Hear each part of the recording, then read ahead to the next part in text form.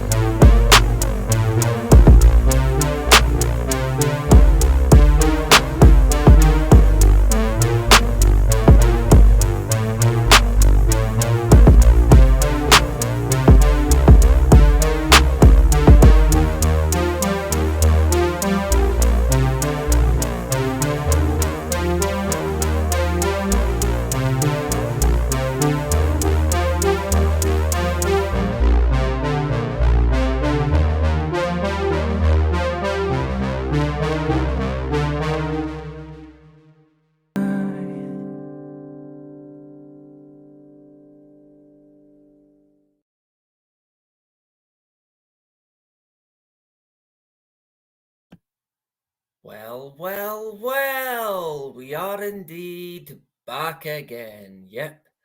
And I was live this afternoon. So if you missed that, then yeah, you might want to check it out. But I am here in the flesh, live once again from the rolling hills of Murrayshire, here in bonny Scotland, right? Where it reigns tyranny under the Nazi SNP and, of course, the British government as a whole, right? There's no difference between the make-believe government of Scotland and the make-believe government of the UK, right? Puppets on a string, to say the least. Anyway, good evening, good afternoon, good morning, good night, wherever you may be in this absolutely insane world that we're in. I shouldn't laugh, but where do you begin, right? Honestly, I don't even know where to begin. There's too much going on. Where do you start? At the beginning, usually is a good idea, right? Where's even the beginning? We don't even know where or when that was. We know nothing, right? Led in a path, in a sea of deception, just constant wave after wave of lie, mainly through the mainstream media, who, yeah, we might touch on them a wee bit tonight, right? So let me quickly see if we can get a audio check, mic check 1, 2. Are we good to go? Hopefully, we are. Let me say hello to the mannequin Skywalker. Can I work the computer? Hopefully, right? Man, I'm hopeless with technology. Pretty much the basics, right? And that's it. That's as far as it goes. Boshevit as well in the hood. Good to see you. My Scottish brother Scott's Armour in the hood. What a pleasure to see you. I think Scott's might join me on Sunday, if I'm correct. Hopefully he can. And yeah, it's going to be a good one. Put it that way. Who else did I see there? Quite a few people. Dave A in the hood. Philippic, good to see you as well. Sadie, back again. A pleasure. Planet Guantanamo, good to see you back again. My good friend. Just Kate in the hood. A pleasure to see you as well. Dean, I think Dean might have been first in the door. No, Atlantis beat him. So the check is in the post for Atlantis Rising podcast, right? Good evening to you as well. So quite a few in the hood. So yes, Scott is going to join me on Sunday, which is of course 9/11, right? Where were you on the day of 9/11? Can you remember it like it was yesterday? Does it still haunt you in your mind?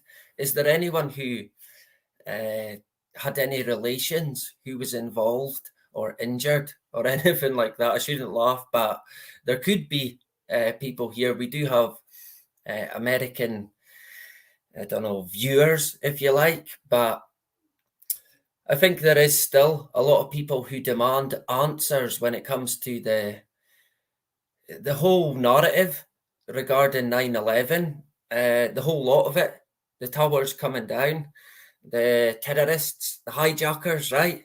Bin Laden, of course, who they knew.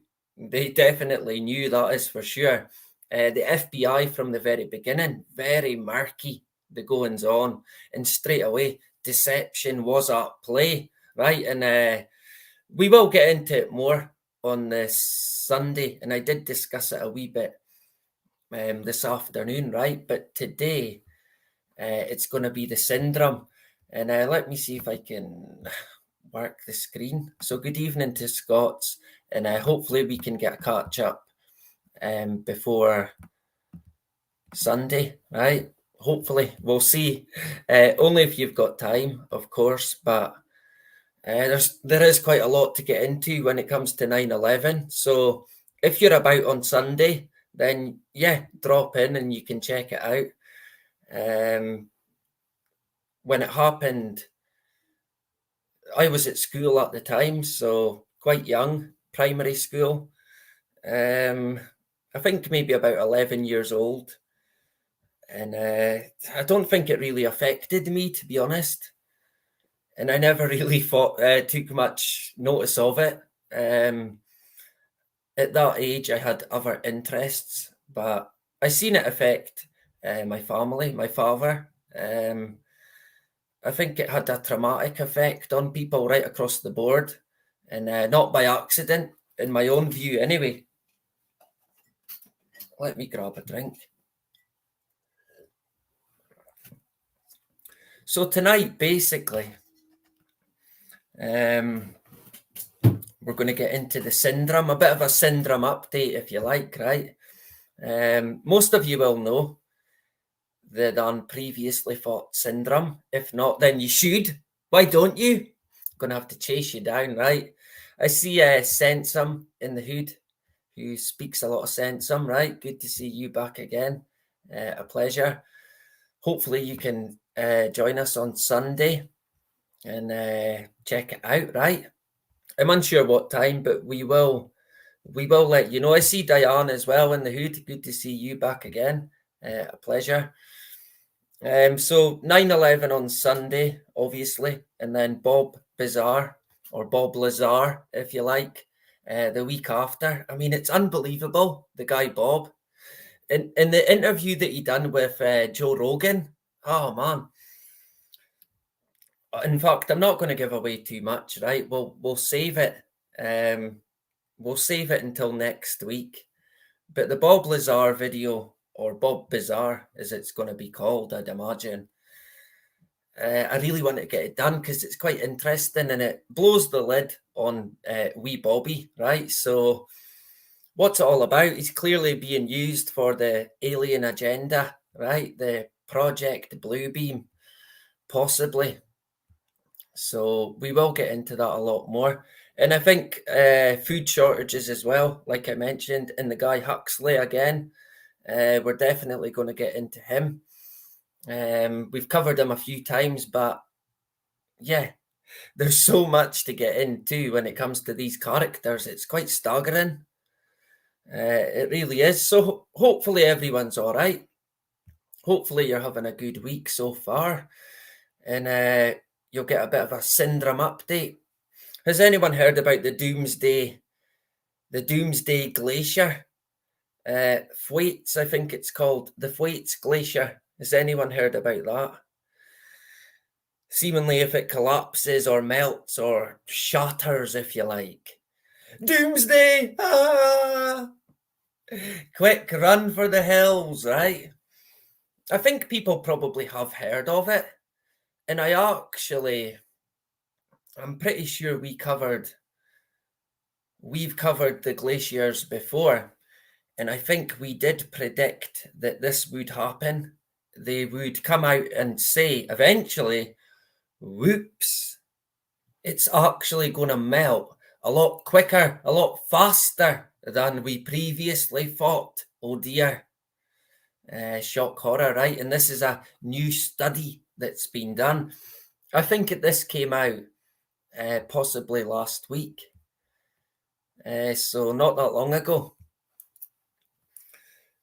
And of course, who else would be involved, right? Who took the photo? NASA took the photo.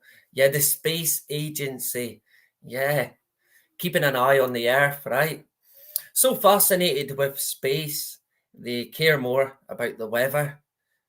Good old NASA, right? That's a NASA image there, seemingly, of the Doomsday Glacier. One of the most closely watched glaciers in the world could soon melt faster than expected, a shift that could lead to sudden rises in sea levels. So, you might want to take up some swimming lessons, right? If you can't swim. Is there anyone who can't swim in the hood? I'm not the best swimmer in the world, but I'm quite good. You need a lot of fitness to be a really good swimmer. So that rules me out, right? But I am quite sleek, if you like, in the water, like a fish, right? Or maybe a whale, but a skinny one. But I'm not the fastest, that is for sure. But as far as I know, if you do end up in the water in a sort of emergency situation, it's better if you can't swim because then you're more likely to not try and swim ashore. Whereas if you can swim, you might think that you can make it and then you don't make it and you go down that way. But if you can't swim, you're likely to just float about in the same spot, right, until you was to be rescued. So I don't know if it's a good idea to be able to swim, but of course you should be able to naturally. If you're in that situation, you will stay afloat, even if you think you can't swim. You will be able to, right? So you better get the armbands, maybe get them blown up, because yeah, you could be underwater. When they talk about a doomsday glacier melting and rising sea levels, you kind of imagine the whole world underwater, right? But I don't think it's quite gonna be like that. And I want to expand on it a wee bit more. Antarctica's Thwaites Glacier, sometimes called the quote doomsday close quote glacier. Yeah, that one. For the consequences that could result as it continues to melt, is capable of shrinking twice as fast as it has in recent years. Yeah, according to a study published Monday in the journal Nature Geoscience. Yay, the go-to. Yeah, Water World. Yeah, it's going to be great, right? Yeah, we could make the most of it. It might be like Water World. You could be right there. But they paint it as this gruesome thing that is going to create a catastrophe. That's how they put it across, basically. And I do want to expand on it a wee bit more with with the deception central, right? So let me see if I can work the screen with a video. Am I capable? Honestly, you'd think I'd know by now how to work StreamYard, but oh man, I've got too much going on. We'll blame that, right? So I think, yeah, I've added it to the screen. So I'll play a video. Let me go firstly to here. Now, is it working? Yeah, it's working. Cool. CBS News, right? The go-to, of course, with the all seeing eye as the logo. I mean, that always cracks me up. I mean, come on, right? The all seeing eye as its logo. Yeah, of course. Of course. So I want to show you the video. Global sea levels by 10 feet. That's how much it could rise. So get ready. Does anyone stay by the sea or by a river, a big river? You might want to consider shifting up the hill, right? The way they're talking, I mean, I think they've got the technology to pull it off somehow, either by flooding or manipulating the water or the tide, maybe. We know all about HARP. And I mean, what is the stuff that we don't know about? God only knows, right? So what I'll do is why have I put that the wrong way around? I'll put me on mute and then we'll listen to a bit of the video. It's not too long. And then I think Bill Nye, the actor guy, I might play a bit of him as well. Another clown, another character that you could not trust one bit. Clearly an agenda's man, Bill Nye, right? So I'll mute me and then I'll play the video, right? So here goes.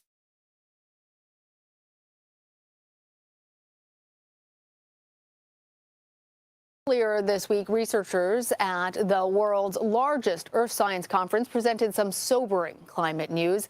They estimate the ice shelf on Antarctica's massive Thwaites Glacier could collapse within the next 5 years, causing a dramatic sea level rise. The rapid transformation would have major impacts across the globe. For more, we want to bring in CBS News meteorologist and climate specialist Jeff Berardelli for the first time in person since like 2 years ago, Jeff. It's been a while. Yeah, Yes. it's nice to be here, though, I got to tell you. Well, so explain to us what's going on with this glacier, because you were saying during the break when we were talking about it that this is also more popularly known, and the way that many of our viewers might know it is as the Doomsday Glacier for a particular reason. And there's a good reason for it.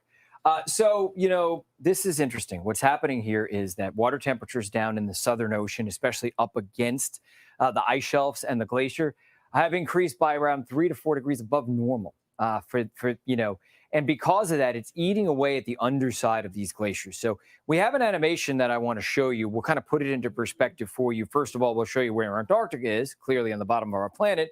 And there are two key glaciers that we're worried about. We're going to be talking about Thwaites today, but its neighbor is Pine Island, and we're concerned about that as well. You mentioned Thwaites is called the Doomsday Glacier. So let's kind of fly into the glacier now and show you why this is becoming unstable. So because water temperatures are a few degrees above normal, it's eating away at the underside of this glacier, and it's destabilizing the glacier. The glacier itself is starting to develop a lot of cracks and fractures. In fact, it's in an advanced stage right now. It's kind of like a windshield. If you get a crack in a windshield, it's slow at first, but it starts to kind of spider out, and then everything shatters. Well, that's what's happening right here.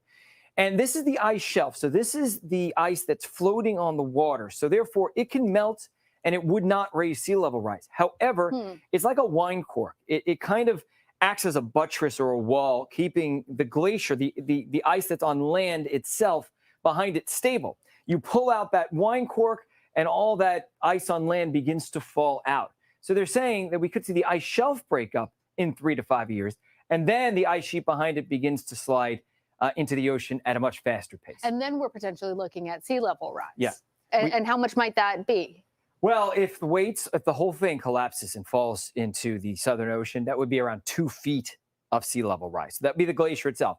Now, if it destabilizes its neighbor, Pine Island, which is also very unstable, then we add a few more to that. So several feet of sea level rise is possible.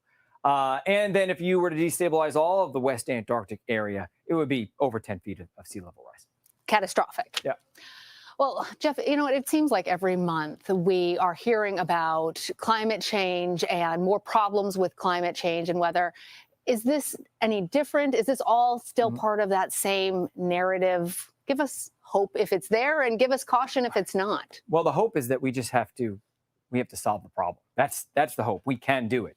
But in particular, this report, I've never heard anything like this before. Now, I've covered a lot of these. I've read a lot of these papers. I've covered a lot of these reports. I always ask the scientists, okay, how long is it going to take for the glacier to fall into the ocean? How long is it going to take for sea level rise to happen? And you can never pin them down on a time frame. They're always like, oh, it's many decades in the future, probably centuries. This time they're saying the ice shelf could collapse in 3 to 5 years.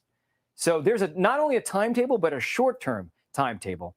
And it doesn't mean that all of the, we're going to see sea level rise right away. It's going to take quite a while for it to happen. Still decades, but it's going to happen much faster than it could have happened. And we're beginning to hit tipping points now. So that's the real danger here. Is that the biggest takeaway that you took from this report? Yes. I mean, we're inches away from tipping points. It's not going to happen linearly anymore. It's not going to happen gradually anymore. Once we hit these tipping points, things can happen really quickly. And once you start to fracture and make a certain part of the glacier unstable, it's kind of like a domino effect. Everything starts to become unstable. And I'll just add one more thing to it. Look at what happened this week. We had one of the worst tornado outbreaks in U.S. history on Friday night and Saturday. In December. In December. Fast forward a few days later, the worst and most widespread wind event I've ever seen. All the meteorologists keep saying, well, we've never seen this before. I don't think we'll ever see this again. And then a couple of weeks later or a few weeks later, bang, another unprecedented event happens. And so they're starting to come fast and furious. We are destabilizing the climate. It will never, ever be the same again. But we can stop the worst of it. We can do it, but we have to really, try hard. And we're not doing that right now. Well, Jeff, I also want to say thank you as you and your family, newly expanded family, we have a little daughter, are moving back home to your home state of Florida. Want to wish you well and all the very best. It's been a pleasure. It's been so much. Yeah, it's been great. Thank you. Thank you, Jeff. Yeah. But we're going to begin with what could be a crisis in the making in California, where scorching heat and scorching is a word. It's pushing the state's power grid all the way to the limits. Record temperatures mean record demand for electricity. No surprise there. And that's forced officials to issue an alert. Blackouts could be on the way. Now, this all comes as more than a dozen large-scale wildfires, oh no.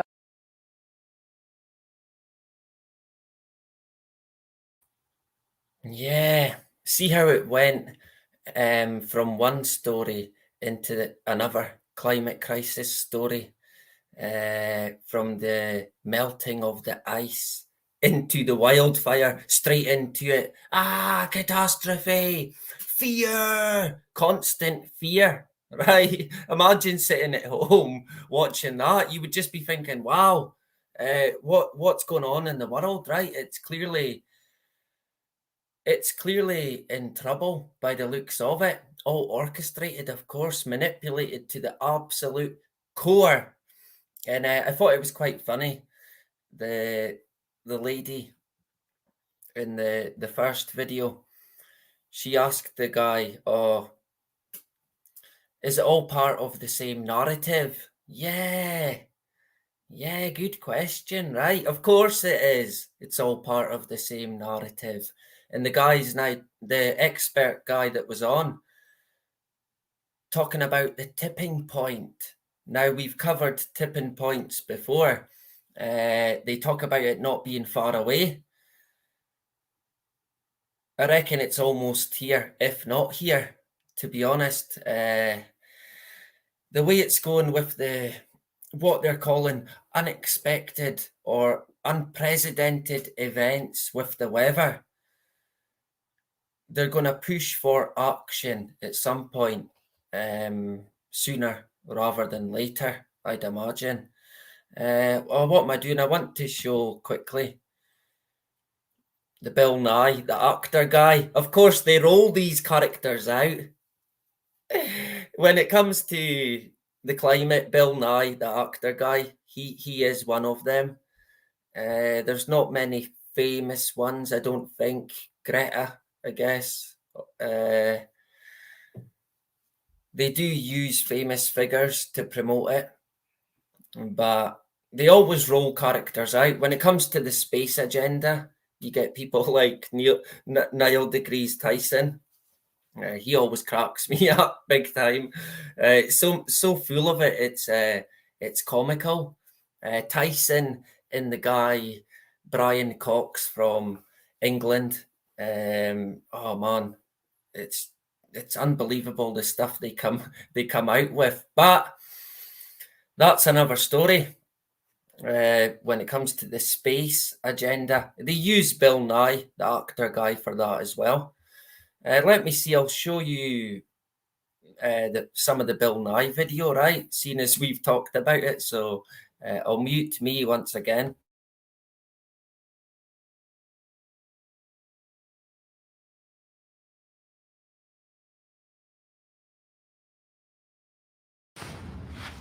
A December unlike any other. Record heat is fueling weather-related disasters at an unprecedented rate.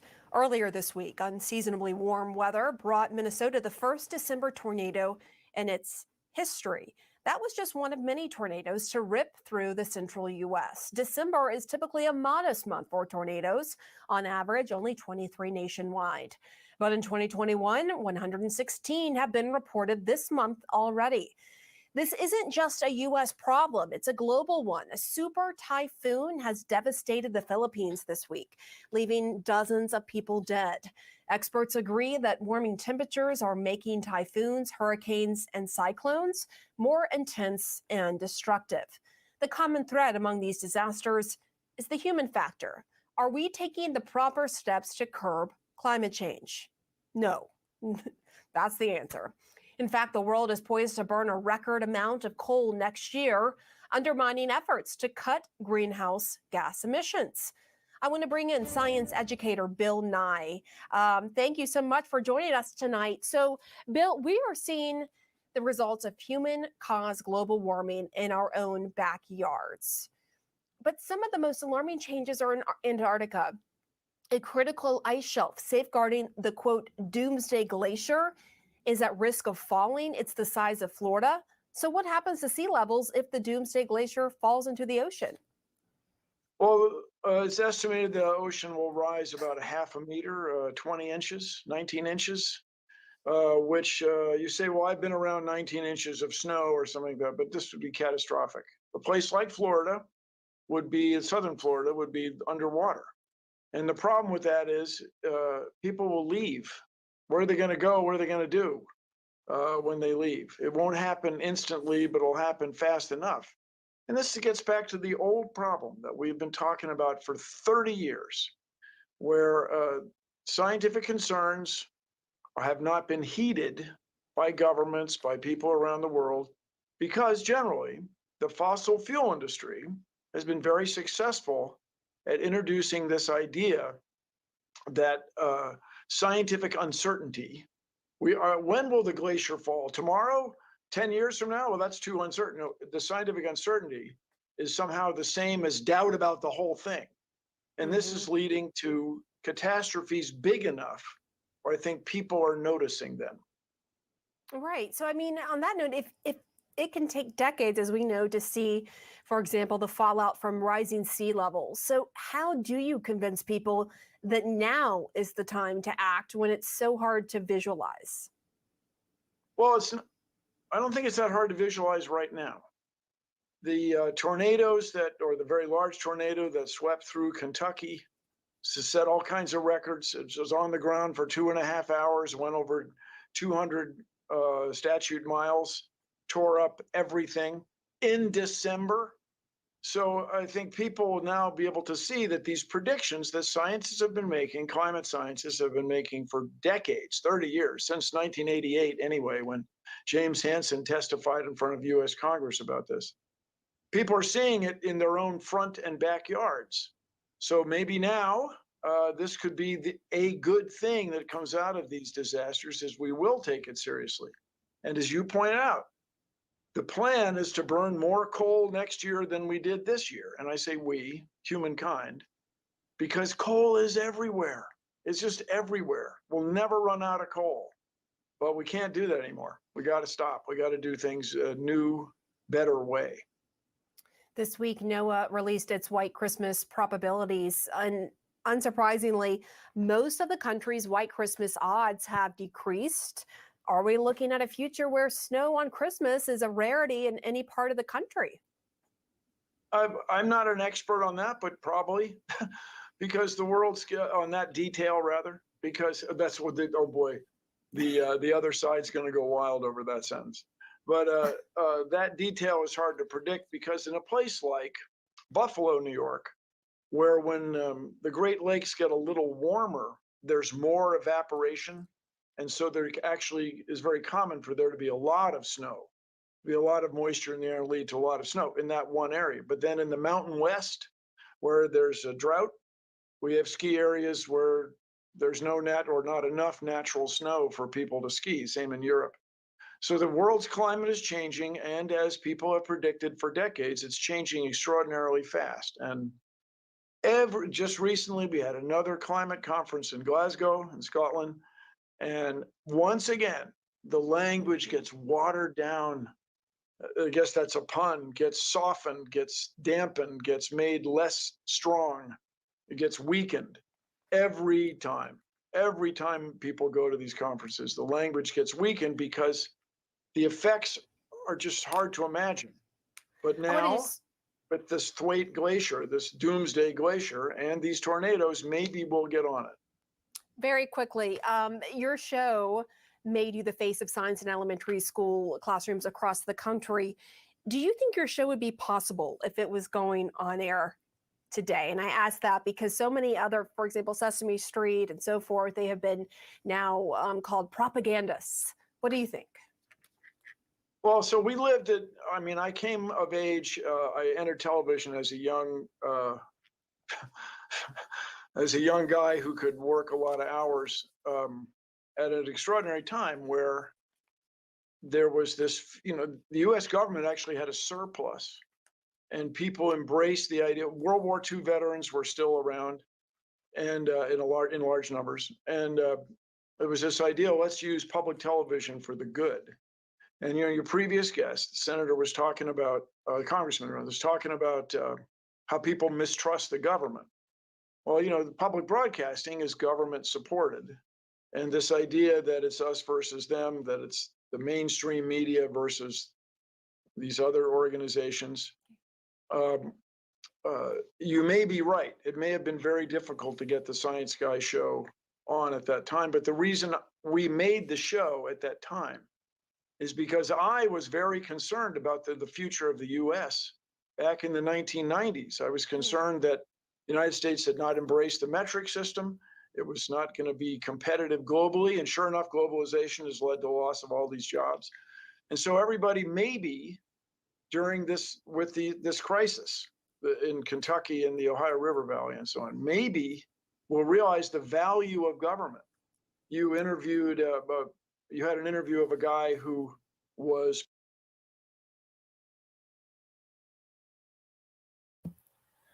Yeah, I think I think that's enough of Bill, right? I can't suffer anymore. Yeah, government's important, right? So valuable, our government. All hail the government. Thank you, Bill Nye, for reminding us how important the government is. And I mean, it's so clear that Bill's an agendas man. Did you hear him say that he wasn't an expert on snow? And then he backtracked on it. He's like, oh, actually, I probably should be on that. If I am an expert on the climate, I should probably know a wee bit about the snow, right? Maybe not. Bill Nye, the actor guy. And interesting that the news anchor mentioned about Sesame Street promoting climate change and it basically being propaganda. Yeah, because it is propaganda. They are propagandists, without a doubt. The truth in plain sight, if I've ever seen it, that was. It is propaganda, promoting an agenda, whatever it may be, via the television, kids' TV. The worst kind of propaganda, in my opinion, but all propaganda there's always foul play behind it. And he mentioned at the beginning, where are these people going to go? Yeah, I wonder where these people could go.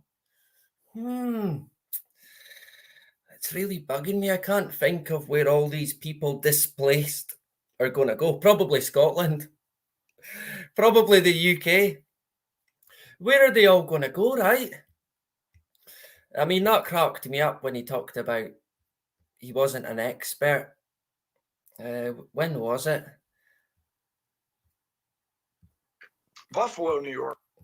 Ugh, it's all right. We'll leave it just now because I'll mess it up even more. Don't fix even what's not broken, right? We've heard enough of Bill, basically. But if you look at, I mean, is that how bad it's going to be? That doesn't look too bad, actually. Quick run! Oh, we're all doomed. The doomsday glacier got zapped by HARP. Now they've manipulated the water and they're flooding us out, right? There's a lot of manipulation at play. You'll notice there that it talks about it's under attack from 3 different elements, basically. Hopefully you can see it.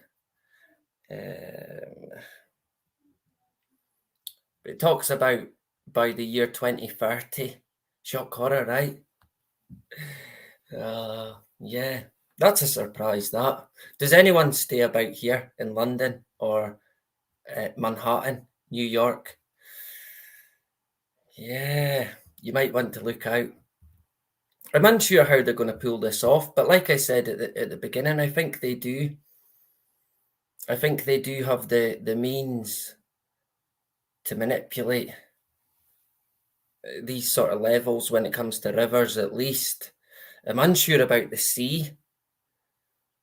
I'm unsure if they're going to manage that, but I think they could certainly raise the levels of certain rivers at least, with their manipulation, put it that way. Did I see? There's London. It doesn't really, it looks the same to me, although I don't see it a lot. I think there's more water up in the top corner. But to be honest, if there's water shortages, then it's going to be all right, right? I don't know. Time will tell. But going by what they're saying, it's going to melt faster than they previously thought. Shock horror. Who'd have thought that? Right, we'll cover that one in a sec. Let's get rid of Bill Nye. Someone said I thought Bill was dead. He's not dead. He just likes the look, right? And I think, yeah, he did get his eyebrows from the Thunderbirds. Most certainly. What am I doing? I'm trying to remove that. Yeah. And add that again. One of these days we're going to get it right. Yeah, hopefully the audio's still good and we're good to go. Let me grab a drink. I don't think we're going to have a break today. We might. I don't know. We'll see, right? You'll have to let me know if you need one. Double whiskey tonight to get me through. If only, right? I see Anthony is in the hood. Good to see Anthony. And JC Warlock as well. Good to see you back again. Hoax as well is in the hood. Good to see you. A pleasure. Lots of people in the hood tonight. Great stuff. Like I said on Sunday, you want to look out for it, right? The 9/11 stream. I better stop bigging it up. I better stop bigging it up because you'll watch it and say, bloody hell, it was terrible. It was terrible. You shouldn't have promoted it. It was hopeless. But I think it'll be all right, to be fair. Although you can be the judge of that, right? So that's the Doomsday Glacier. Look out for it. Dun, dun, dun. Yeah. What about this one? 6th of September 2022. Rewriting our understanding of epigenetics. Scientists reveal we inherit more than previously thought. What? That can't be right. Surely when it comes to DNA, you'd think they pretty much have it nailed by now, right? Considering all the treatments they've developed. Yeah, they know DNA inside out. Yeah. I always wonder, every time we do the syndrome, I think to myself, well, they don't know nothing, do they? It changes constantly, all the time. No matter what it is, every narrative they put forward, it's usually fabricated one way or another. They capitalize on every single thing. This one's quite an interesting one. Let me see. That's DNA there, right? Is it? Is that what DNA looks like in the photo? Has anyone ever seen DNA? That's not another myth, is it? I'm unsure. A fundamental discovery concerning a driver of healthy development in embryos might rewrite our understanding of what we can inherit from our parents and how their life experiences shape us. What? Yeah, I don't know about that one, but yeah, we'll go with it, right? The new study reveals that epigenetic information, which sits on top of DNA and is typically reset between generations, is more commonly passed down from mother to child than previously thought. Yeah, what do we think about this one? I mean, when it comes to family, you can certainly see that you can look at someone's daughter or someone's child, and you can tell it's theirs, right? They look very similar. It's like, yeah, that's definitely your mum, that's definitely your dad. They're a spitting image of their parent, whichever one it may be. So you see visually the inherent tints of the looks, at least. But I mean, how far does that really go? How much do you actually inherit from a parent? Do you inherit traumatic effects that they've picked up throughout their life? I've seen that being discussed before. Personally, I find it hard to buy, but I mean, what can I rule out? I can't really rule anything out, to be honest. I certainly find it interesting, albeit rather complicated. Of course, when it comes to me, everything is complicated. So I don't know, but it certainly intrigues me. Diane, I think it's some of that mRNA BS. Yeah.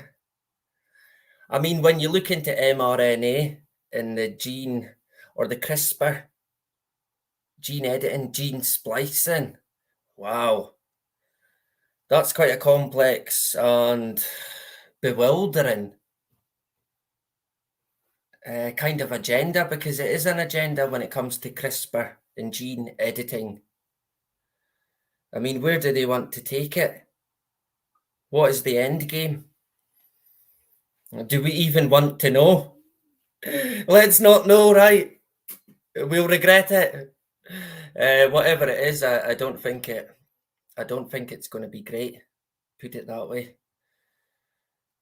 So I'm unsure about the DNA situation. I can never believe what they tell us, and I always feel that whatever they tell us is not going to be 100% true. They always tend to withhold key information. They know well in advance where things are heading. And through the syndrome, we can call a lot of stuff out. I'm pretty sure we predicted the doomsday glacier melting quicker than planned. But if you look at stuff like going way back, even smoking, of course, they came out and said, smoking's great, it's all right, you'll be fine, it'll be cool, fantastic, right? But then, of course, it wasn't good news at all. Now, do you honestly think that they didn't know that smoking was going to be bad? Because I could bet you any money you like, they knew, all right. They knew. So it was likely deliberate, the smoking. I think smoking potentially, I think it might be a population control method or a birth control, even them both method. They certainly pushed it and sold it like it was the next best thing, right? They're good at doing that, promoting anything they want, and it's never a good idea. And I mean, when it comes to smoking, it is a good example of a narrative or situation that is riddled with the syndrome, and it's that riddled that it's even still going on today. It's still going, and they're still selling cigarettes as well. I mean, I don't think they should ban the sale of them, but they certainly find ways to promote them. And at the moment, the vaping, the e-cigarette, it's not really smoking now. It's sort of evolved into electric smoking. and I vape myself, so I can't say much about that. But it is the amount of young people that vape now is staggering, absolutely unbelievable, and they still don't know very much about the vaping. But of course, they will know. They will already know. I can bet you any money. And I can bet you also that it won't be good. It will not be good news. So if you do inhale any chemicals, you might want to think again, right? Says me. Man. It says me. Who's got a banana ice vape in his hand. But we've got to try. We've got to find ways to not fall into the trap of taking these toxins and these chemicals. And I mean, it's endless the amount of stuff out there that we should stay away from. We'd be here all day discussing that, right? So we'll crack on a wee bit. Continue with the syndrome. Has anyone seen this? Does anyone even still read the news? I don't think anyone does now, right? And of course they shouldn't. I see Anthony is a vapor, right? A vapist. Not a word you want to get wrong, right? I think I've been vaping for about 3 years now. It's probably longer. I am hoping to stop, to be honest, but it's quite addictive. I've kind of just swapped one addiction for another, cigarettes or tobacco, to the e-cigarette. I can't help but think, I shouldn't laugh, but it's who I am. I can't help but it's kind of like out of the frying pan into the fire to the unknown. Vaping's that early of a stage that they're still reporting adverse effects of it, and if you look up some of them at the moment, it's quite grim, put it that way. And I notice a lot of young people that have never even smoked a cigarette or tobacco, but they smoke vapes, and it makes no sense whatsoever. So the vaping's clearly, I mean, it's clearly there to replace the tobacco industry, which will probably be kaput at some point. So you might want to stock up on the Old Holborn or the Golden Virginia, or is it Drum that people smoke? Is there any smokers in the hood who smoke tobacco, tailor-made, or cigarettes? I don't think many people do today. I see the odd person smoking a cigarette, but I think it's less. It's more the e-cigarette today. Has anyone else seen similar with the e-cigarette? Mike's been smoking 45 years. Wow, that's unreal. Unbelievable. 45 years. And how much do you smoke a day? I think my dad would have been about that as well. Possibly longer. And I find it quite staggering how people can manage it. 30 to 40 a day. Wow, that is staggering. I shouldn't laugh, but that's a lot, right? Is that a lot? I think that is a lot. And I know what it's like. I don't think I smoked that much, but I certainly found it hard to kick the cigarettes, the handmade rollies, right? Which is what I mainly smoked. I think about a 50 gram a week tobacco. Diane's been puffing away since the 8th grade. A lot of people enjoy it. I used to love smoking. Honestly, I've had dreams that I still smoke, and I wake up and I'm gutted. It was just a dream. But I've had dreams, smoking dreams. I've been making a cigarette, then smoked it. And then I felt bad after it though, but I really enjoyed it. And I kind of miss it.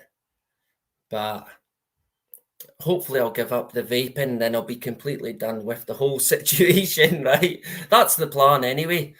And I kind of always think now that I've got my kids as well, I don't really want them thinking that it's okay to be smoking. Because we'd be kidding ourselves if we thought it was.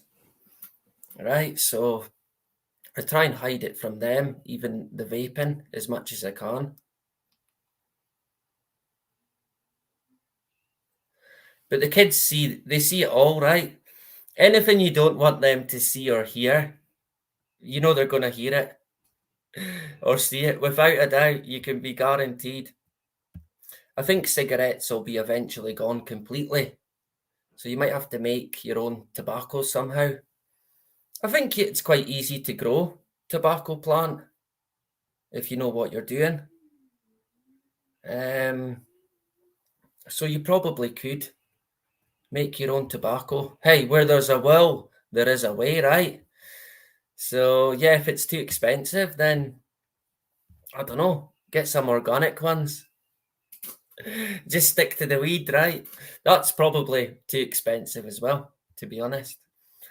So this one here, multi-legged walking can be much simpler than previously thought. What? Multi-legged walking? It's got a picture of a human. Where are these multi-legged humans? Right? How many legs do they have? Of course, they're also referring to robots. Yeah. The Robotniks. The physics of walking for multi-legged animals and robots is simpler than previously thought. What? Right. That is the finding described by a team of roboticists, physicists and biologists in the September the 5th issue of the Proceedings of the National Academy of Sciences. Wow. Yeah, fancy, right? In a paper titled, quote, "Walking is like slithering," close quote. Oh, man. Oh, fucking hell. Honestly. All right. Yeah. Oh, of course, yeah. Of course it is. Slithering. Yeah.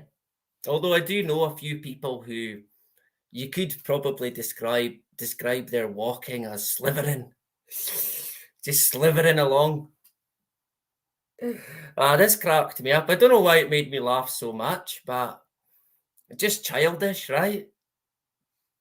I mean, imagine a paper titled that. Walking is like slithering. A proper Academy of Sciences, national physicists, biologists, super duper doctors, experts of the world combined. Walking is like slithering. Of course it is. I could have told them that, right? Yeah. Slithering like a lizard. I don't know. Probably like a slug or a snail, to be honest. But yeah, maybe like a snake. You could be right there. A slithering snake. I think I've met a few of them as well, to be honest. Plenty of them in this world, that is for sure. Where did I get to there? Yeah, data-driven view of locomotion. Anyone want to sing the song? Because I'm certainly not going to, that is for sure. Why are we speaking about Obama? But what's his name? I'm forgetting now. Barry Soetoro.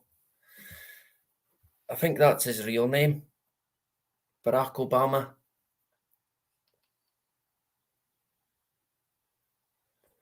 With the forged birth certificate. Yeah. Another CIA puppet, Obama. I mean, clearly, right? Let's not get into him, but yeah, another twisted, satanic character, if there ever was one. The researchers had previously studied ant walking. What? Of course, yeah. And wanted to see how their findings could be applied to robots. Of course. Yeah, I mean, totally. I should have thought of that. Why didn't we think of that one, right? We look at the ants and then we apply that to robots. Right.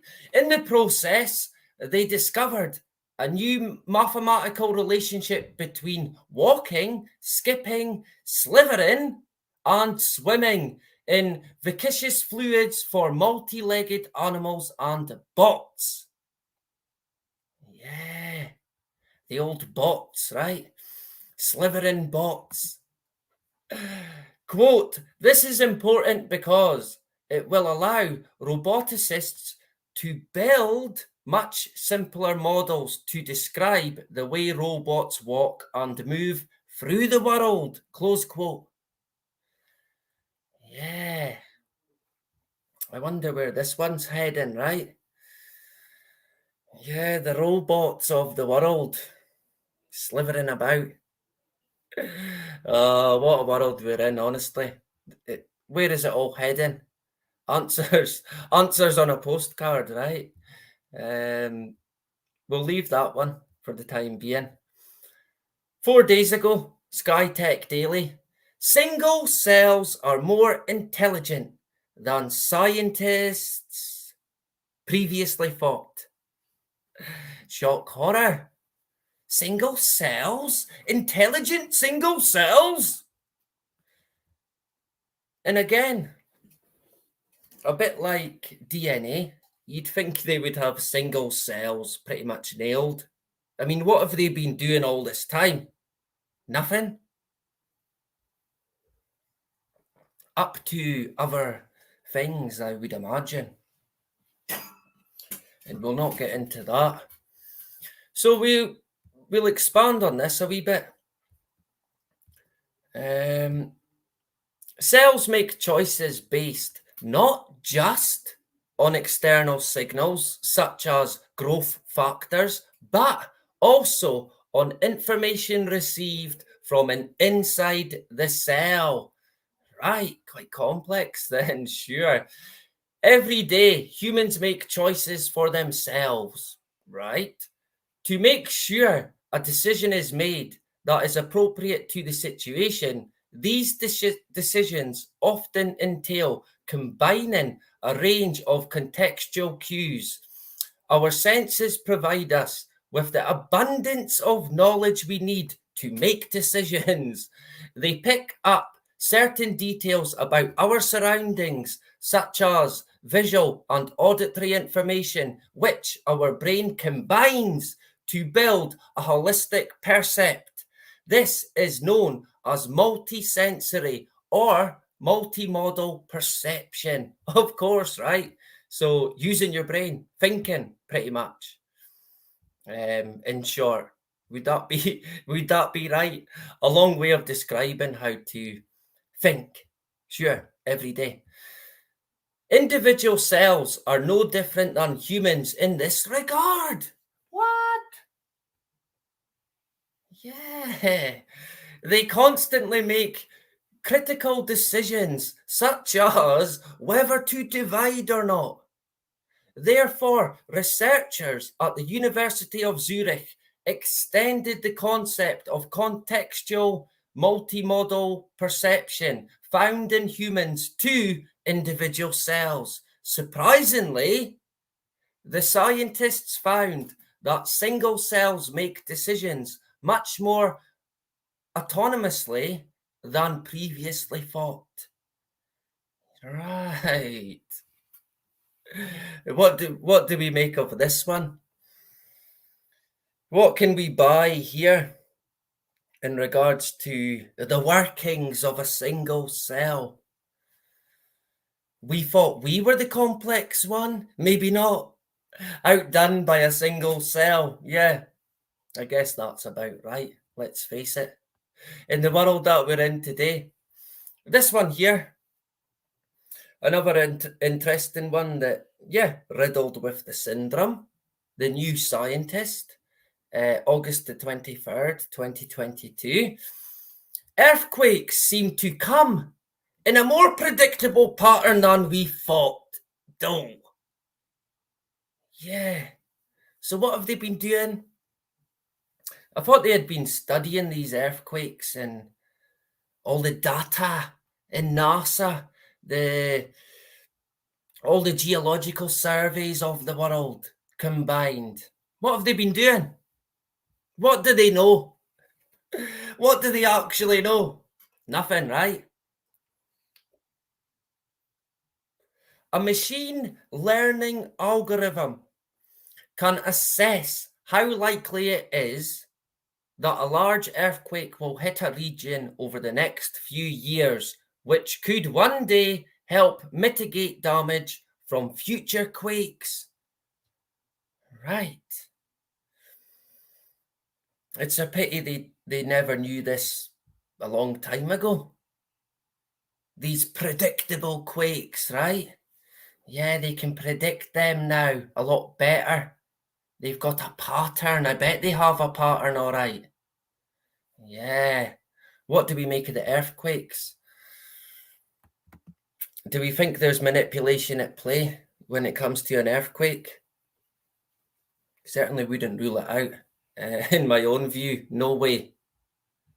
I'd lean more towards any earthquake being deliberate rather than natural. As crazy as it sounds, but earthquakes and volcanoes is another one that we're going to get into in the future as well. Physics.org 6 days ago. A new discovery shows major flowering plants are 150 million years older than, yep, you guessed it, previously thought. Shock, horror.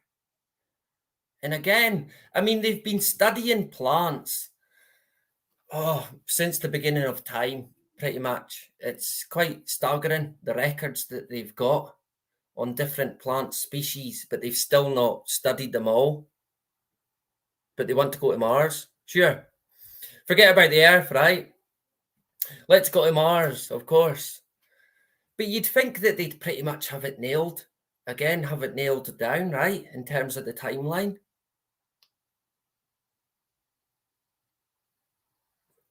But it wouldn't appear to be the case. A major group of flowering plants that are still around today emerged 150 million years earlier than previously thought, according to a new study published today in the Trends in Plant Science. This means flowering plants were around some 50 million years before the mythical dinosaurs. Right. So I guess the timeline changes again.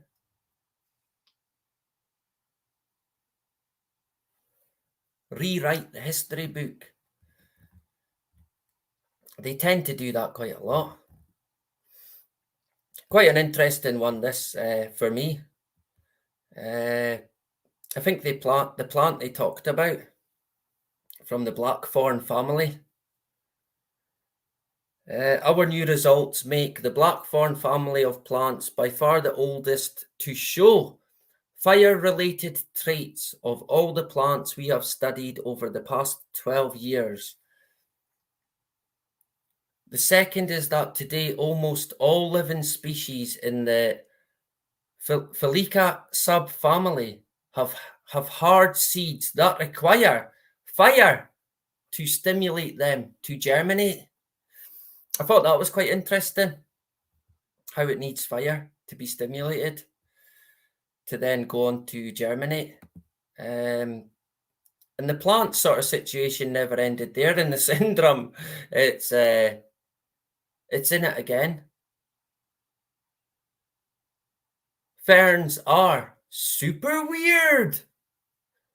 Yeah. And their genomes are even more chaotic than we thought. September the 2nd, 2022. Is there anyone big on their plants that's here today? Probably not, right? Do we know what kind of fern this is? The shape of it is a wee bit of a giveaway. Kind of hard to get though, to be honest. Their DNA is weird and complex, right? In fact, one species of fern, Ophioglossium recticulum, or the adder's tongue fern, snake's tongue, that's what it seemingly looks a bit like, holds the record for the multicellular organism with the most number of chromosomes. Around 720 pairs of chromosomes can be found in most of its cellular nuclei. After years of painstaking work, scientists have finally sequenced the gargantuan genomes of 3 different homosporous ferns, revealing that these pernicious plants have not only been hoarding DNA, they've been stealing it from other organisms and doing so for millions of years. Wow. So it's been stealing DNA to build itself up to the super duper adder's tongue fern that we see today. I think it's quite big in South Africa. I don't think it's that big here in the UK, although I could be wrong. I could be wrong. Somebody might be able to correct me. An interesting one, that. I kind of wonder where they're taking it. Interesting as well because of, obviously, recently what's been going on with DNA. I kind of wonder, especially when it comes to a certain test of recent, what's really been going on there, because we know what it's not. So what is it really? And I've got to watch what I'm saying, otherwise I'll be finished because I'm on 2 strikes already. So I've got to box clever with what I say, especially for the time being until October sometime when I'm off another strike. So like I mentioned, smoking's back again. Shock horror. It is back in the syndrome. This time they're talking about it being worse for the heart. Oh dear. It's kind of just in time as well. The timing of it. We mentioned it before. The timing of these things that now all of a sudden create worse heart issues than previously thought. Interesting timing, right? Yeah. Smoking's going to be blamed a lot more, I'd imagine. But I don't want to annoy. We're not going to expand on this one.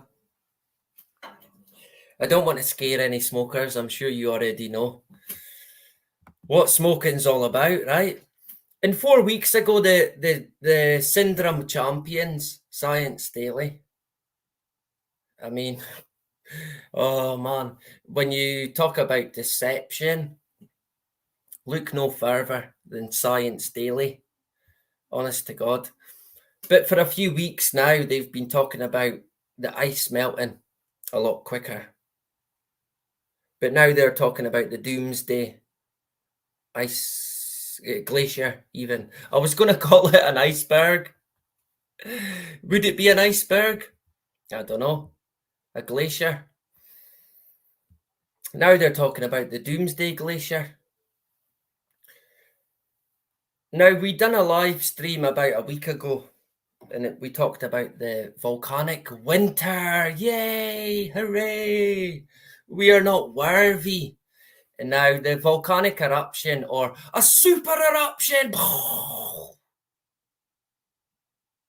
This is one they're going to be constantly pushing. And it's certainly raising my eyebrow at the moment. For about the past 2 months, maybe 3, they have been pushing it big time.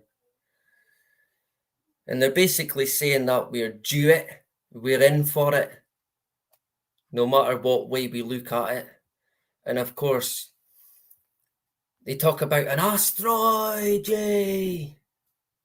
See, you was worrying about stuff when you don't have to. There's an asteroid coming. Why worry, right? I mean, hey, to be honest, life's too short anyway, without the fear of an asteroid. You can't live in fear of anything. You've just got to keep going daily, day in, a day by day, just taking it a day at a time, doing what you can to get by, getting as much enjoyment from life as you can. If there's an asteroid coming, so be it. So be it. What you going to do, right? Of course, NASA have got the answers there. They've got their DART mission. Super NASA! Da, da, da, da. I don't know if it gets mentioned. I don't think it does there, but of course NASA are going to be the heroes, right? I'd imagine they probably will divert. I'm going out on a limb a wee bit here. But in the future, I think they'll come out and say that they have diverted a comet that was heading for a collision with Earth. But I think there will be a time where they didn't get it.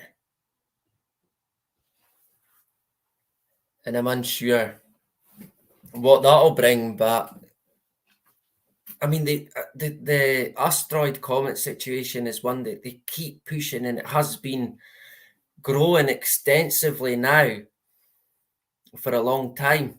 They're spending millions on it, probably billions actually. And I'm unsure what to make of it when it comes to asteroids and comets. I've seen shooting stars in the sky personally. Ones that look like fireballs and just roaring right across the sky. So I have seen them, but I still feel that if there is anything that happens in the way of a disaster, I reckon there's going to be manipulation at play. And I think if we are due one, we probably won't be told about it. But of course, the powers that be, they'll know well in advance, I would imagine. They've all got their bunkers and their hideouts to get into. And of course, we'll be left running around like headless chickens. What do you do, right? How would you even prepare for a comet collision? Answers on a postcard. Where would you go? Underground, I'd imagine, would be the best option. Of course, if you got a direct hit, it probably wouldn't matter. I shouldn't laugh, but if you got a direct hit by, let's call it an artificial comet, or what they'll call a comet, then you could be pretty much finished, right? I think this year, towards the end of the year, we could see more in the way of the war situation, the orchestrated World War III. I think the Pope came out and said that we are now in World War III. So I don't know if that's is that a declaration of war from the Pope, the Satanic Pope? War's another one that I want to kind of cover, but we've got so much to get into. God granted in the future, but as of indefinite or immediate, even 9/11 is going to be the next live that I do on Sunday. And then we're going to get into Bob Bizarre. And I think it's two topics that I'm quite interested in. I think I can go that far. And put it this way, they make me laugh, right? And I know that sounds strange, but it's just so fabricated, it's comical. It's so comical, honestly. How anyone could believe the narrative is beyond me. I mean, surely not, right? I don't want to go too long tonight, but we could have a bit of a chat, right? Let me see. We talked about what article was it again? One of the articles mentioned the California San Diego University. I can't remember what one it was. That is so typical. Let me see. What one would it have been? I'm not going to find it now, am I? Yeah, that one. The robotics one. Now, when it comes to NASA, of course, they deal a lot with the space agency. Sorry, not the space agency. The weather agency. That's what they are. Far from a space agency. But NASA also like to bring us useful, in their words, technology and equipment, life-saving equipment, even medication or medical apparatus, all thanks to the weather agency. Now, NASA, they're intertwined in this robot situation as well. And I would imagine this is going to bring another invention that won't be used in space. Oh, no, no, no, no.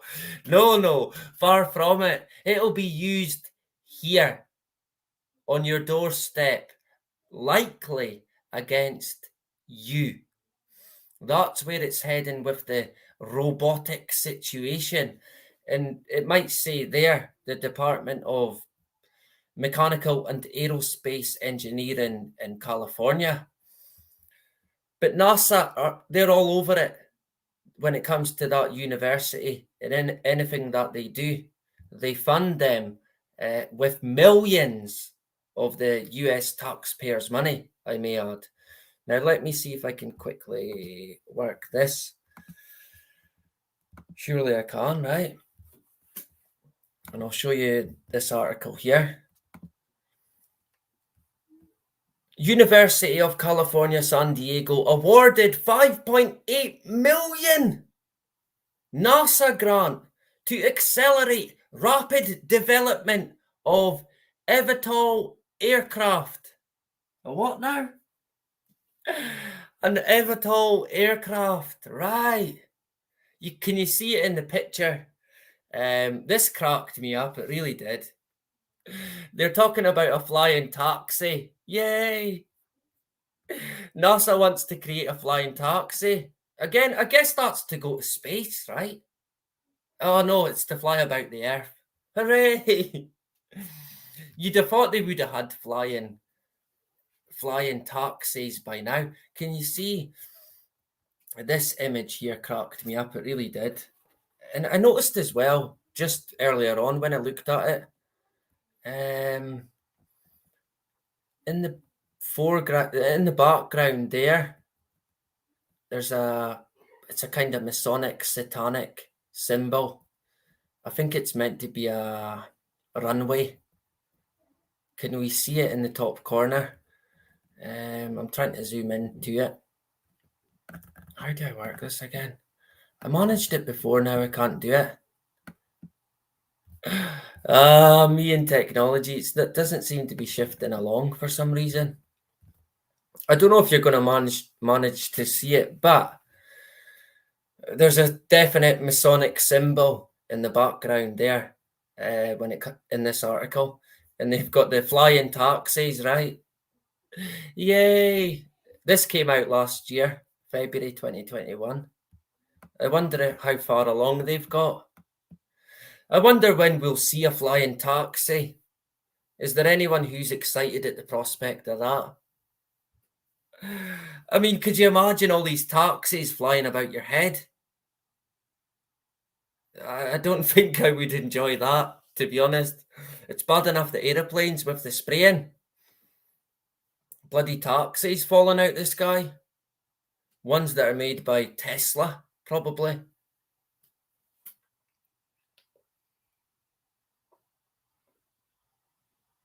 The hotel on the moon. A dog named Boo, yeah. Of course, like I've mentioned many times, they've meant to have colonized the moon by now. But here we are, still never been to the moon. Well, they claim to have been. But still, even in their own words, never been since they went.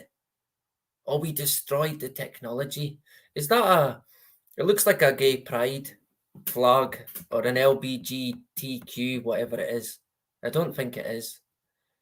A big M, yeah.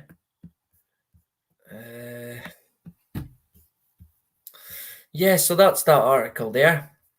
I'm unsure if that's a real city, a virtual network, and I'd imagine it's a simulated city. This will be where everyone goes. Do you know when the guy Bill Nye, the actor guy, said, "Where's everyone going to go?" Well, to these smart cities, right? Don't worry, we've got the solution. Oh, I managed to move it there. How did I do? Oh, there we go. I know how to do it now. Oh, too good at it now. Right, let me see if I can zoom in. There we go, right? And do you know, it actually looks like it's been added later to the image. It's like a big A with two strokes through it. It kind of looks like it got added after.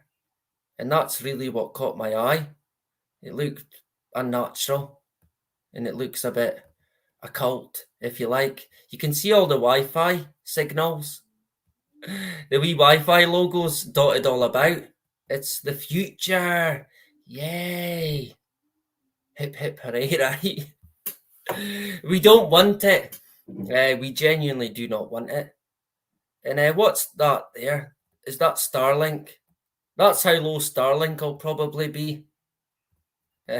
Honestly, I shouldn't laugh, but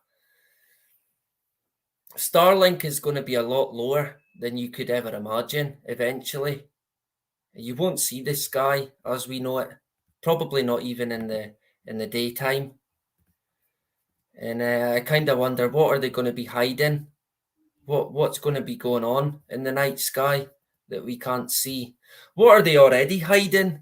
What are they already hiding in the sky with their constant spraying? I think when it comes to the spraying, there's many agendas at play. They do it for many different reasons. None of them good, I'm afraid. I wish they were, but they're not. And don't believe anybody that tells you they are. Because some people think that they spray good stuff in the sky. It's like medicine. Yay! Trust the plan, right? Sit back, relax, and breathe it all in.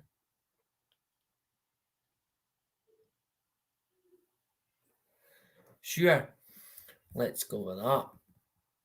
Don't trust anything, honestly, especially not any plan. Of course, it's a NASA image as well.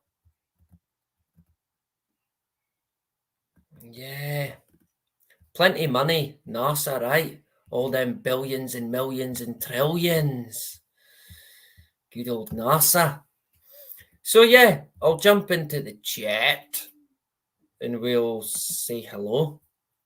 Can I work the screen? Yeah. I managed to work it, finally. A dog named Boo in the Hood. Good to see you back again. A pleasure. I actually seen a few people with masks on today. I seen one person that I actually know.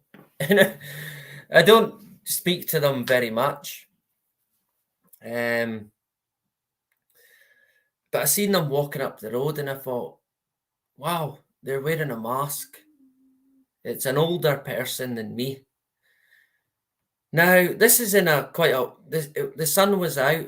It was a nice, for the time, at least then, it was nice. The weather, it was warm. I had to take, I was sweating. I had to take my jacket off. But this person's carrying or shopping messages. I think a rucksack. Out in the open air, walking up the road on her own, wearing a mask. No one about, in the open air, basically in the countryside. And honestly, is it just me or what's it all about? I think some people now, they like to wear a mask or they hide. They hide. They think they're a different person when they've got it on. I don't know, a superhero maybe. And I think maybe people would wear them if they're maybe ill, but they want to go to the shop. They'll think, well, I'll hide right behind a mask.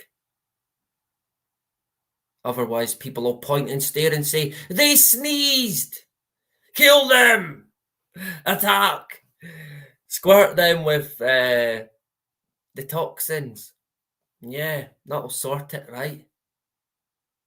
There's a lot of, I guess, maybe stigma attached to anyone who coughs or sneezes in a public area.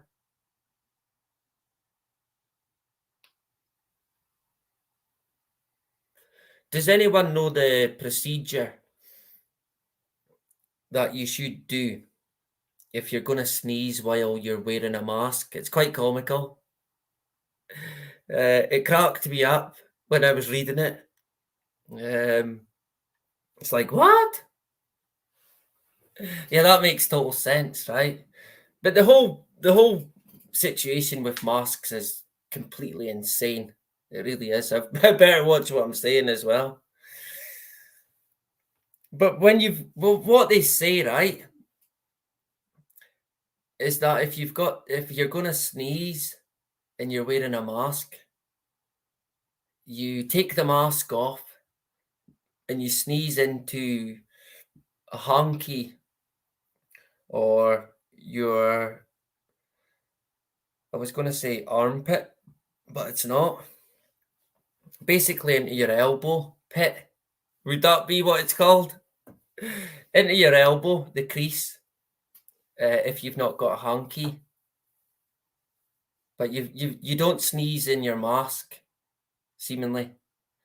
But the majority of people that I've seen who end up sneezing, they do it in their mask. I think even coughing, you're meant to do that into a hanky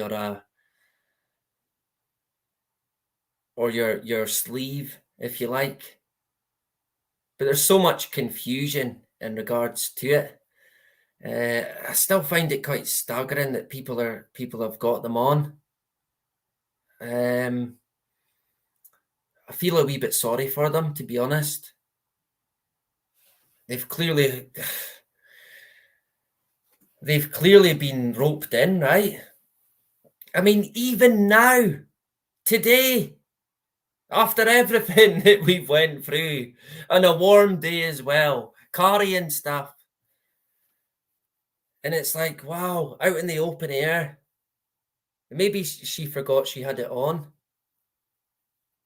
I think people are that used to them now as well. A mask is like it's like another part of their clothing that they have. So they're that used to it. I think conditioned is the word we're going to be is probably best placed for that. I really am shocked that people still today. Is there anyone else who's seeing quite a lot of masked zombies in the street, or is it just me? I kind of get frustrated by it. I don't know why, but it's like, come on, honestly. Should I tell them or will you, right?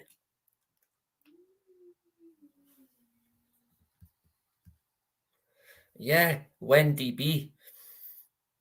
I would agree with that.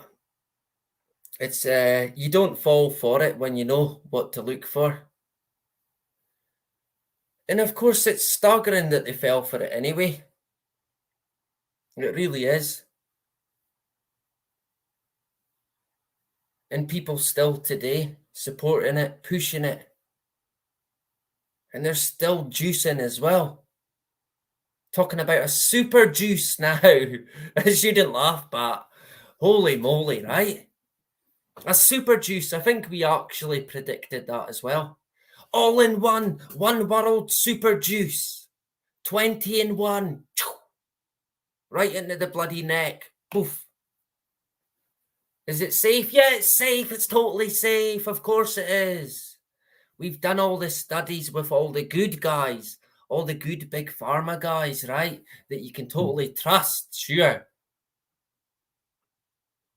I mean, it's quite hard to see how anyone actually fell for it. But they did, and they still are, clearly.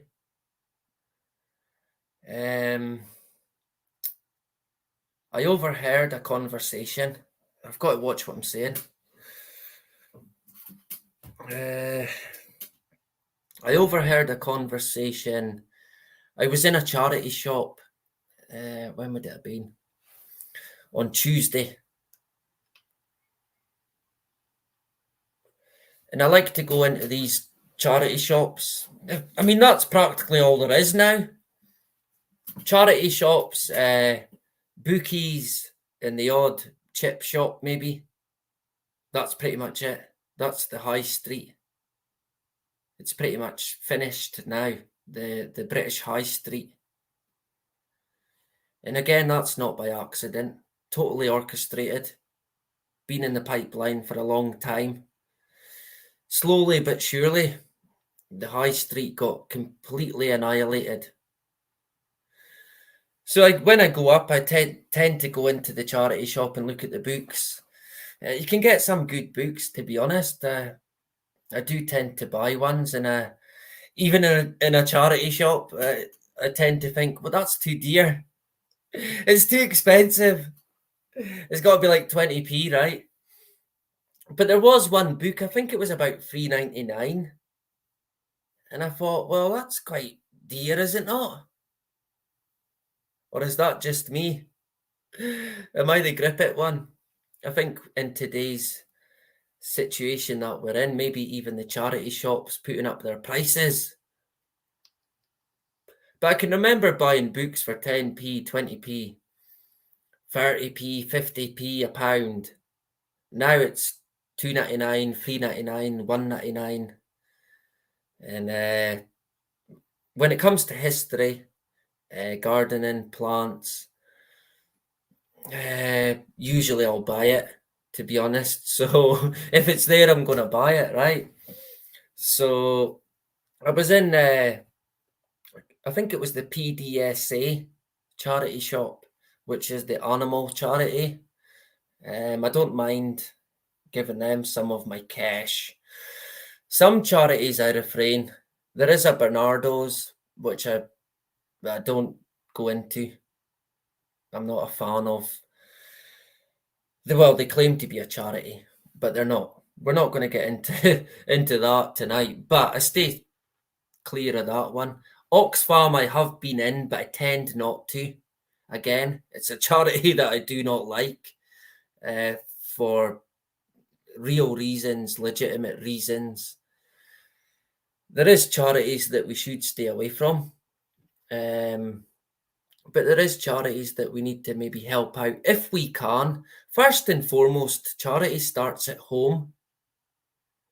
Don't go trying caring for anyone else if you can't care for yourself. You've got to see yourself all right before you can try and help anyone else out.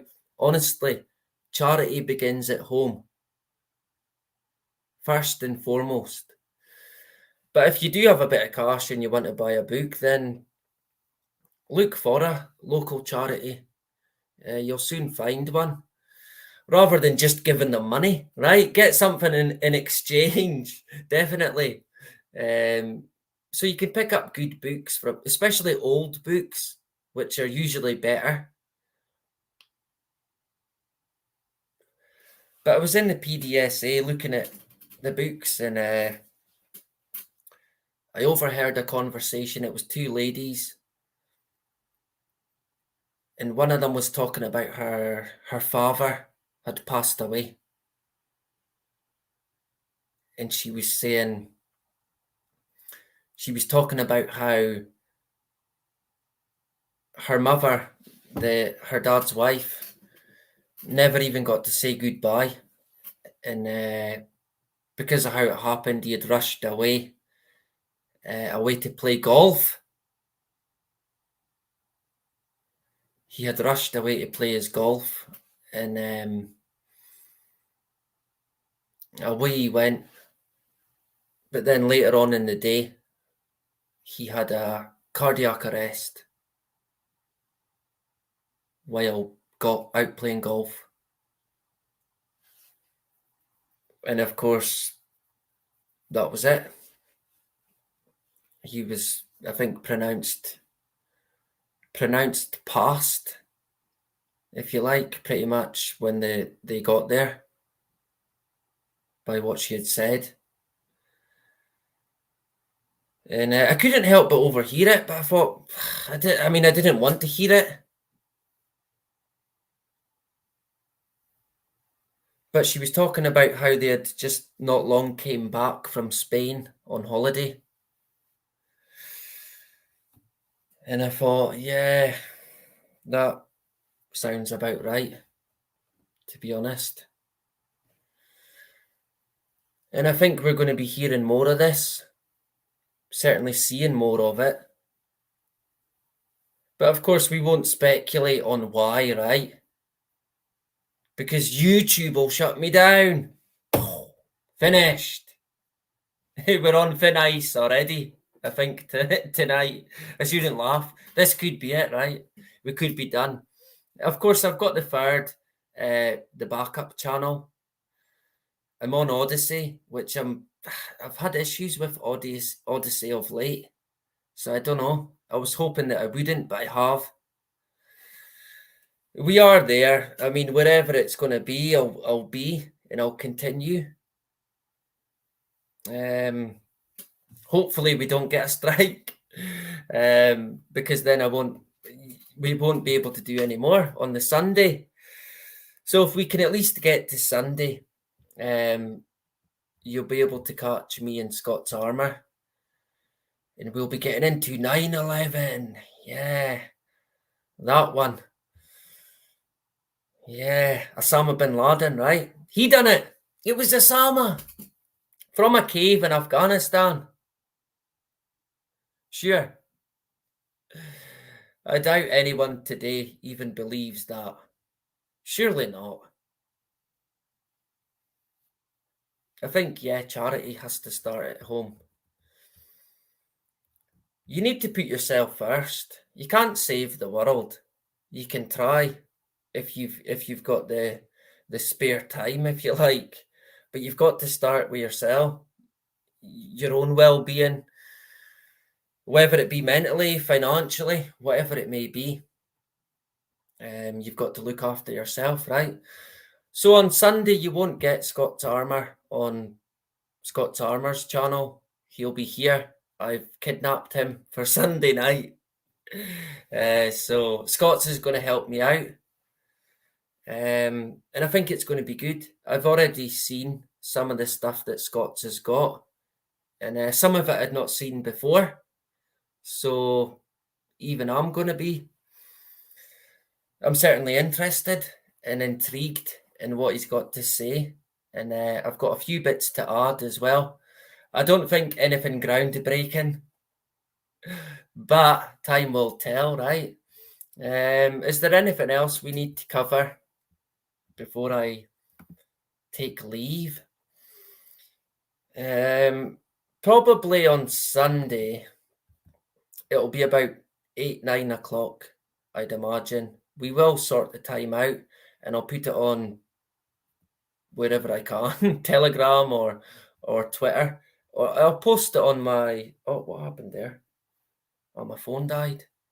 Why is it roasting? It's went really hot for some reason. I don't know what that's about, but I think I need to get a new phone. So yeah, you can catch us on Sunday. I reckon maybe, thank you, Sadie, as well, for joining. Probably about 8-9 o'clock. So look out for it, right? Don't have me chasing you down, right? Because I will. I'll come after you, right? Watch me. So yeah, it's going to be on Sunday. And thank you very much to It's a Duck and Diane as well. Good to see you. Yep, it'll be a pleasure to have you on the Sunday. A dog named Boo. A pleasure to have you. Mannequin Skywalker as well. Wendy B. Yeah, you can catch, if you go back to the live stream that I done today, it's got the Telegram linked in. So if you want to join the Telegram group, get joined, right? We've only got about 50 people in the Telegram group, so it's very small, but we did have issues with it, but we're all good now, right? We had issues with everything in the past, technology-wise, but we're good to go. And tomorrow I've got a bit of time to put together some of the 9/11 stuff. And yeah, it should be pretty good. So I'll quickly say cheerio again. Wendy, good to see you. Mannequin, a pleasure. Just Kate, it's a duck. Or just, it's a duck. Hasdak as well. Our brother Hasdak. Good to see you back again. A pleasure. Who else did I see? Sadie as well.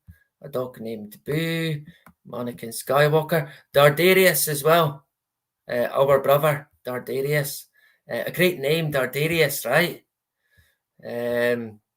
Robert as well. Good to see you back again. A pleasure to have you. Just Kate, Diane. Lots of comments tonight. DJ in the hood, who possibly dipped out early. We can't be having that now. I simply can't have it, right? I'm going to have to chase him up. Who else did I see? If I missed you, I apologise, but we won't drag it out, right? Let me see if I can find a tune to go out on. Oh, I forgot to put my banner up. Ah, man, I completely forgot. Typical that, right? Where is it? One of these days I'll get it right at the very end. I put it on at the very end. Why not? Right? At least it's there. We all know the website anyway. That's lifebutnotasweknowit.com. How could you forget? So I guess until the Sunday, like I always say, never, ever, whatever you do, live in fear, not for a split second. Don't do it. Keep going, keep pushing, right? Try and enjoy yourself as much as you can. Get out there, have a bit of fun in whatever you do. Wherever you are, do not comply. And that is about it. Bye-bye. Kelly, they'll be putting your name next to John, next to Benzino. Die, motherfucker, like the last motherfucker saying alien pain, alien brain. Satanist, yeah. My biggest flops are your greatest hits.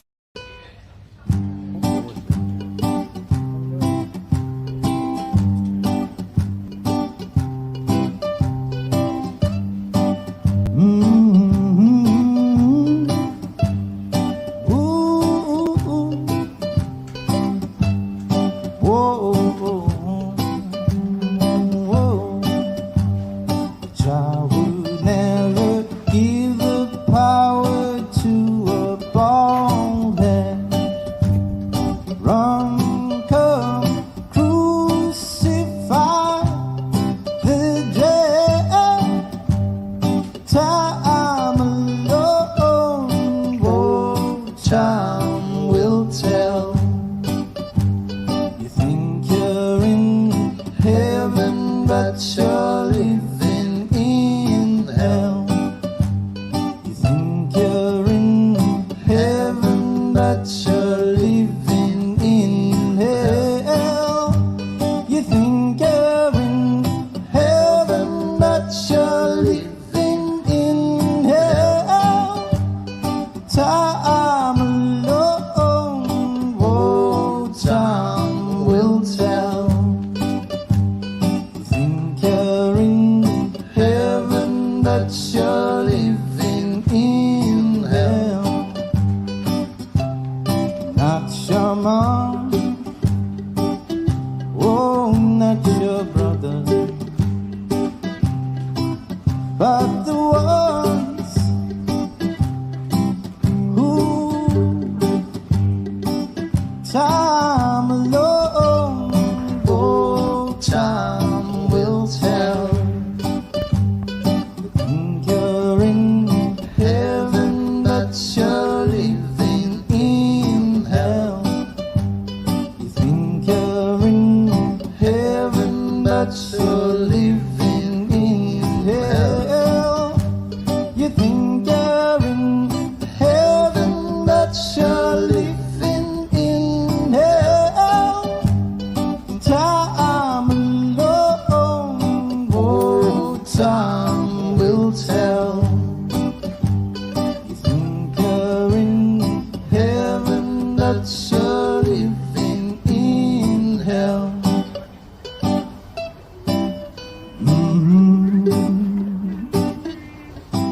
Whoa, whoa, whoa, my children are crying. Whoa, my children are poor. Whoa, my children are crying.